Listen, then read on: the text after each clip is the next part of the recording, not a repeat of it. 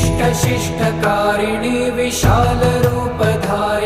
महोदरे Vilasini भजामि Vindhyavasini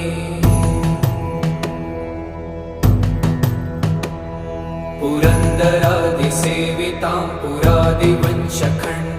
विशुद्धबुद्धिकारिणीं भजामि विन्ध्यवासिनीम् Nishumbha शुम्भगर्जनिकां